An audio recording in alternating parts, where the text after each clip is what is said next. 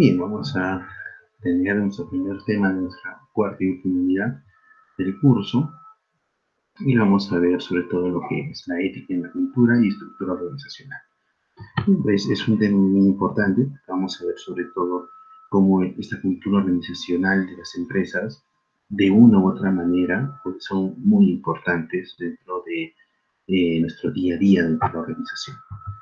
Lo primero que vamos a ver es el caso Boeing, ¿no? La mayor empresa aeroespacial del mundo, que emplea 150.000 personas en 70 países. A finales de 2003 eligió un nuevo CEO, Harry Stone Zipper, recibió el mandato de reparar la imagen de la empresa y las relaciones con clientes, introdujo un nuevo código ético, y este personaje fomenta a todos ser muy estrictos hasta con los más pequeños comportamientos contrarios a la ética. No, la bomba explotó cuando Stone Zipper tuvo un affair con Mr. Pivot, ¿no? Utilizando medios de empresa, ¿no? Avión, dinero, atender a la señora. Traiciona a su esposa, hijos, cómo puede pedir la lealtad a la causa cuando no ha sido leal con su esposa y familia? Entonces, este tema de aquí, ¿no? Un poco lo que pasa con nuestros valores, cultura, ¿no? Aquí este personaje, como CEO, al tener infidelidad, traicionando a su esposa e hijos, él era el que pedía esa lealtad a tu propia empresa. Entonces aquí es un poco que, por su presidente Consejo Administrativo, el CEO debe tener estándares tanto para comportamiento profesional como para comportamiento personal. Entonces aquí se genera un poco eh, ese distanciamiento, esa incompatibilidad que nosotros vemos. Entonces dijeron, bueno, obviamente, a veces se dice, no hay que mezclar lo personal no hay que juzgarlo de una forma personal con lo, con lo profesional, pero obviamente somos una sola persona y debemos de actuar en base a ello. Con ello nosotros podemos ver que normalmente pues, necesitamos generar estos valores. Entonces, por eso ahora vemos los valores corporativos y principios y guías. Dentro de los valores corporativos se expresa junto a misión y visión la filosofía de negocio de cada compañía. Normalmente los valores corporativos a veces no los analizamos mucho, nos vamos simplemente a estos dos temas, ¿no? Su misión y su visión, y a veces ni siquiera la filosofía del negocio. Nos basamos solamente en la misión y visión. Sin embargo, un hecho importante son los valores corporativos, porque estos valores corporativos son los que mueven precisamente esta filosofía a que se cumpla esta visión y misión de la organización. Y a veces los dejamos de lado. Estos valores son los que se requiere que sea la organización. O sea, precisamente yo quiero que la organización sea así, por eso estos valores me van a ayudar a ello. Tenemos una cultura organizacional que refleja creencias, valores y virtudes de las personas en la organización. Genera esos valores que genera obviamente una cultura.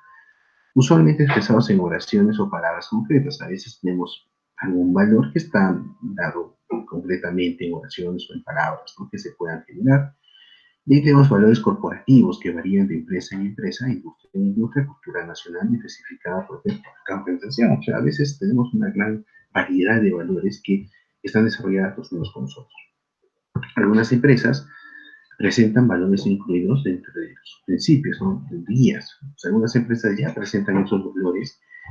Eh, Lastimosamente hemos tenido que, o sea, estamos viviendo esta situación, no podemos tener un curso, un trabajo presencial, pero normalmente cuando hay un trabajo presencial, lo bonito que hacían, lo que por lo menos el año pasado hicieron sus compañeros en este curso era eso, ¿no? Ir a una empresa, preguntar por esos valores corporativos. Y después obviamente lo analizaban, lo relacionamos con la ética. Nos damos cuenta exactamente si los cumplían, ¿no? Si se daban, si eran capaces de ser o no. Entonces, esta filosofía, estos valores se veían reflejados en su misión, quizás sí, pero en su día a día. Entonces, era importante, era muy interesante esta relación que se tiene, ¿no? Y los códigos de conducta, ¿no? También llamado, como has visto, ¿no? Este personaje de Bond, el CEO que cambió todo el código de ética, pero quizás no lo cumples, ¿no? También llamado código de ética, desarrolla valores centrales y los principios guía. En algunos lugares es mandatorio en compañías cotizadas. No tratado de ética, no contiene directrices, considera lo que debe hacer bien la compañía y las expectativas que se tienen para colaboradores. O sea, no es un tratado de ética, ¿no? O sea, no es que te van a guiar cómo hacerlo, sino que te va a decir qué debes hacer bien y qué expectativas tiene la empresa contigo. Entonces, esos son los códigos de conducta que está pidiéndote de ti en base a sus valores centrales y principios. Otros códigos de conducta buscan reforzar esos estándares éticos mínimos de personas, o sea, buscar ese reforzamiento, ¿no? De esos estándares mínimos que buscan las personas. Es aceptado buena gana, derivado, no se acepta en buena gana, ¿no? Derivado de los éticos universales, buenas prácticas, buenas compañías y recomendación de personas o instituciones gozan de reputación moral. O sea, aquí nos damos cuenta que normalmente esos son aceptados por la mayoría de personas porque obviamente se desarrollan o vienen de buenas prácticas de compañías y recomendaciones de personas e instituciones que gozan una reputación de moral. Lo importante es el diálogo, no el saber cómo o por qué se dan estas diferentes actitudes o reacciones dentro de nuestro día a día. Basarlo en valores éticos universales, ventajas, ¿no? Consenso y certeza lo que se debe hacer. Es bueno que este código lo hacemos en valores éticos universales, porque teniendo un valor ético universal que valora la vida, todos sabemos que valorar la vida en cualquier lugar es importante. Entonces no tenemos que ir y especificarlo uno a uno. ¿No? Sabemos que no tenemos que explicarle por qué decir que ese valor ético valora la vida es lo más importante, no tendríamos por qué estar relacionándolo a los demás. ¿No? Sabemos que es importante y es principal y es un valor ético a nivel mundial. ¿Cómo lo implementamos? Hay factores importantes. El propósito debe estar claro, alcanzable y realista. O sea, uno debe tener un código ético donde me haga ver que el propósito debe ser claro, debe ser alcanzable y debe ser realista. Contar con un fuerte compromiso de directores seniors, por lo menos, ¿no? O sea, saber que estoy con gente comprometida. Surgir necesidad real y motivación fuerte. Entonces, bueno, sentir que hay necesidades reales y motivación fuerte que me va a perseguir en mi día a día. Ser parte de esta perspectiva ética más amplia, ¿no? Saber que es un horizonte más amplio dentro de esta perspectiva y bien escrito y bien implementado, no muy largo el lenguaje, pero que sea comprensible. O sea, no es tampoco tener libros y libros de códigos de ética que al final, por gusto los tengo, si no los desarrollo de la mejor manera. ¿No? Entonces, no es solamente eso, es tenerlo de mayor medida. Por otro lado, hay prácticas que ayudan a esa implementación, expresarlo públicamente en el compromiso del management, saber que nuestro día a día, nuestra forma de ser está en nuestro código ético, ¿no? Pero no solo referenciarlo, sino vivirlo y saber que esta parte aquí nos dice esto en el código ético y nosotros estamos cumpliendo esta manera. Implementar ese proceso abierto y efectivo de la comunicación, saber que puedo comunicarme de una otra manera, entonces lo hago de una forma más abierta. Crear puesto jefe a puntos éticos acá a veces ayuda a que se cree una jefatura, ¿no? Que vea un tema ético, pero recordemos, ¿no? Solamente es tener una jefatura, sino que se viva día a día. Crear una comunicación directa, ¿no? Un entrenamiento y controlar y auditar. O sea, todos estos temas, ustedes sobre todo están más relacionados a este controlar y auditar. Pero también estos entrenamientos, ¿no? Esa creación de esa comunicación directa. Como hemos visto, ¿no? Lo más importante es el diálogo. Mientras sepamos, mientras que la gente, las personas, los colaboradores sepan que día a día se están haciendo las cosas bien, pues vamos a tener unas prácticas muy buenas y un código que nos va a servir. Bien, ahí tenemos la cultura organizacional. Bueno, en esta cultura organizacional, el concepto complejo relacionado a estilos, comportamientos, personas al interior de una organización y que se han afrontado dentro de la misma. Perdón, se ha sentado. ¿Qué es lo que pasa? Que esa es la forma en que hacemos las cosas. A veces hemos escuchado eso. Entonces, esa es la cultura. Cultura organizacional determina el desempeño a través del comportamiento de empleados y patrones de decisiones. Algo que viejos pasan a los jóvenes. A veces también escuchamos eso. Esa cultura es cuando los viejos pasan a los jóvenes. El decir que así se hacen las cosas aquí, no, eso no impide de que puedan mejorar. Sin embargo, es que veámoslo no desde el lado negativo, que a veces vemos así soy y así hago las cosas, no desde ese punto de vista, sino de entender y saber que hay muchas situaciones que nosotros nos desarrollamos de diferentes maneras y que decimos las cosas de día a día se resuelven de esta forma. Entonces es importante que nosotros tengamos en cuenta cada uno eh, de estos tipos de cultura organizacional que día a día nos vamos desarrollando. Esos consensos, esa forma, esos valores compartidos, por eso es importante los valores corporativos, que nacen sobre todo de la filosofía del fundador, me va a permitir tener esa cultura organizacional. Tenemos tres niveles, ¿no? Las creencias, la comprensión, convicción acerca de seres humanos, somos seres humanos, y por eso tenemos las creencias, comprensión.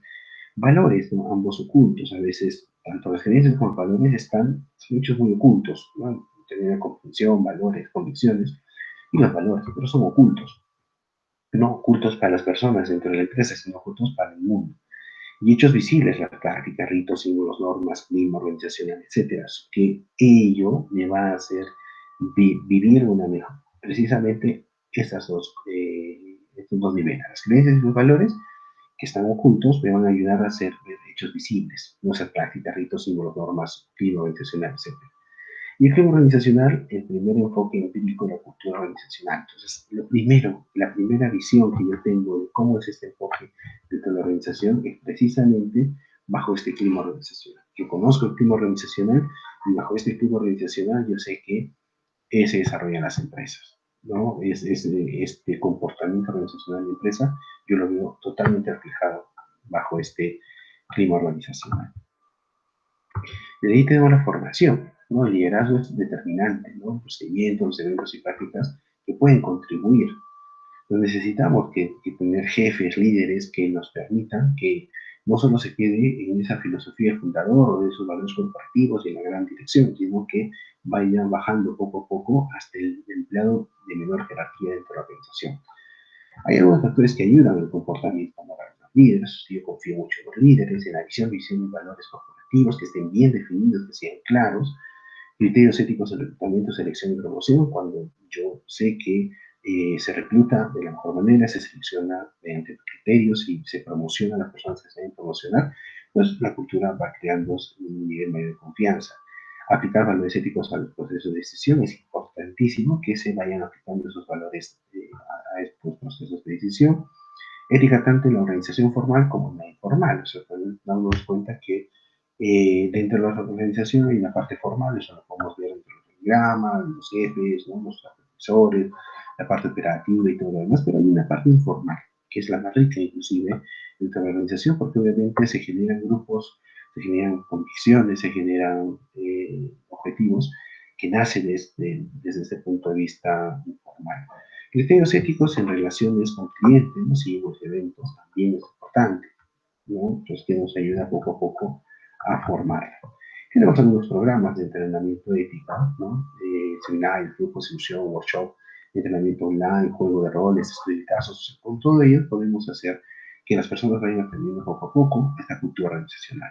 Comunicar, explicar la política ética, entrenar a personas, comunicar a personas de referencia a cuestiones éticas, concientizar sobre retos éticos que enfrentan los colaboradores. O sea, tú ya sabes, obviamente, como se decía, ¿no? Algo que pasa en los tipos a los jóvenes.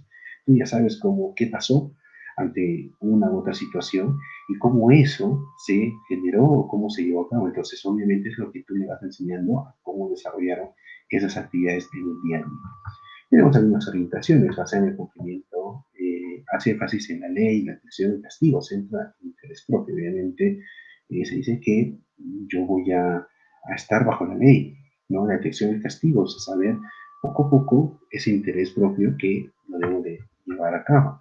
Y ese es un basado en el cumplimiento, pero también está basado en la integridad, enfatiza el concepto de autogobierno, de acuerdo con grupos y principios guías, orientado a valores, obedecer reglas y normas, no como imposiciones externas, con un aspecto de vida organizacional, sino lo que busca precisamente es no llenar de reglas y normativas, sino que busca que lo vivamos en nuestro día a día, que sea parte de nuestro día a día y que esa integridad sea entre todas las personas que están en la empresa.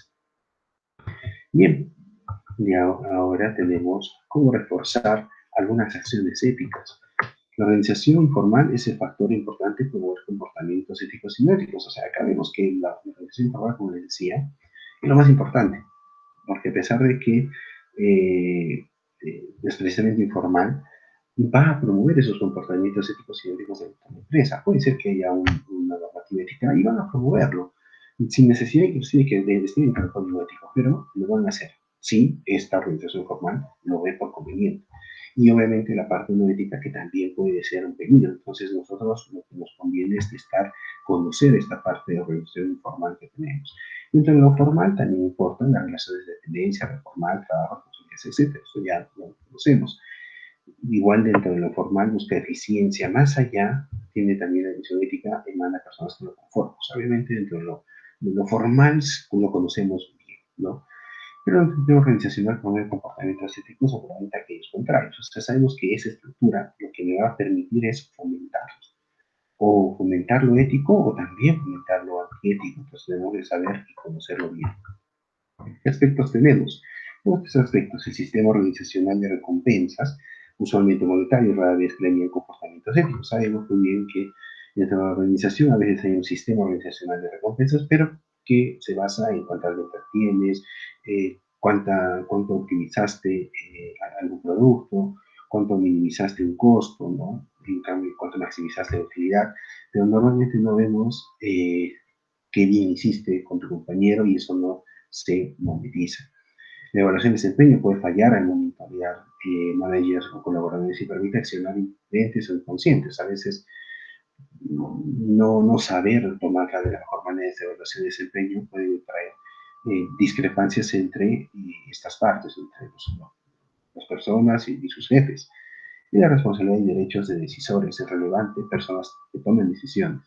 Estudios demuestran comportamientos antiéticos en personas que se persiguen poderosas. O sea, a veces pueden tener responsabilidad, pero las personas que el poder, como cuando miramos en el tema 8 este poder, el uso del poder, el uso y mal uso del poder, a veces cuando tú te sientes con mucho poder, precisamente vas a percibir que si te proponen hacer algo que no es dentro de lo correcto, no es ético, lo vas a hacer porque te sientes con ese poder y te has cegado por esa posibilidad de poder. Y ética en el diseño de estructuras organizacionales, ¿no? Hasta los 70 los límites entre compañía y cliente, clientes y competidores eran muy claros, ¿no? O sea, a veces había límites que se generaban aquí, no, los clientes son ellos, los competidores son estos, y eran muy claros determinados. Hacia los 80 los cambios con capacidad de procesamiento de información y otros factores producen cambios en forma de organizacional, ¿no? O sea, eh, las personas empezaron a cambiar y ya hasta mediados de los 90 las actividades principales, el core y el outsourcing, actividades no principales. O sea, se dan cuenta que había empresas que trabajaban, trabajaban basándose en su core, ¿no? En su actividad principal, o haciendo outsourcing actividades que no eran principales. Mayor autonomía, cooperación e iniciativa también se fue generando poco a poco esto dentro de las estructuras organizacionales. Los principios importantes en la participación y la subsidiariedad, ¿no? Participación cuando los empleados tienen suerte de aportar en la organización, especialmente en procesos de decisión de las actividades que nos afectan, es importante, esos ciclos de calidad se puedan generar. La subsidiariedad, cuerpo mayor, jerarquía, tamaño, etcétera, no debe ejercer funciones que podrían ser desarrolladas por cuerpo menor, no debe desarrollar una potencial. Entonces, normalmente tenemos unos principios dentro de lo que hemos ido viendo en la organización. Y por último, la ética en el diseño y trabajo de IT, ¿no? Trabajar con información tecnológica. Desde organizaciones especializadas hasta nuestros días, la ética ha ido ganando espacio, se está integrando en los específicos diseño de puestos de trabajo. Lo que estamos viendo ahora, ¿no? O que se está viendo con la pandemia, ¿no? Que se vivió desde el inicio, con que se fue dando todos estos temas, pues obviamente nos damos cuenta que la IT, ¿no? Las computadoras han cambiado el proceso de manufactura. Ya quizá no necesito muchos contadores porque obviamente yo tengo esa posibilidad de que pueda hacer dentro de la misma máquina. Es más, algunos preferirían contar con que una máquina no es corrompible, ¿no? A veces piensan eso y por eso consideran que mejor una caja que sea la caja de la empresa sea una máquina, ¿no? Entonces es cuestión de analizarlo bien, porque al final quien programa esa máquina también termina siendo una persona. Y algunos tópicos éticos, la vigilancia del trabajador, la privacidad, negociar en horas de trabajo, y a veces se genera ello, ¿no? Entre la organización, bueno, y ahora mucho más cuando está en cuarentena y todo lo que se está viviendo, pues cuántas personas, si antes en las empresas usaban en horas de trabajo internet, los chats, ahora mucho, con mucha mayor razón, lo hacen, ¿no? Si están en una reunión, ustedes mismos no están en la clase y hay algo que no les interesa mucho y empiezan a hacer otras cosas hasta que se vuelva a generar ese interés. Si antes lo hacían dentro de la clase o en sus propios trabajos, pues ahora mucho más cuando no tienes esa posibilidad que nadie te esté viendo o analizando. Bien, estos son estos importantes temas, sobre todo acá lo principal es el poder saber y entender de esa cultura organizacional, ¿no? El saber que esa ética en la cultura y estructura organizacional me permiten ser un buen ciudadano corporativo que permita a la empresa seguir obteniendo eh, clientes o potenciales clientes que permitan desarrollarla de la mejor manera en su día a día. Bien, este es nuestro primer tema. Eh, Consultas, dudas en la clase. Cuídense, nos vemos.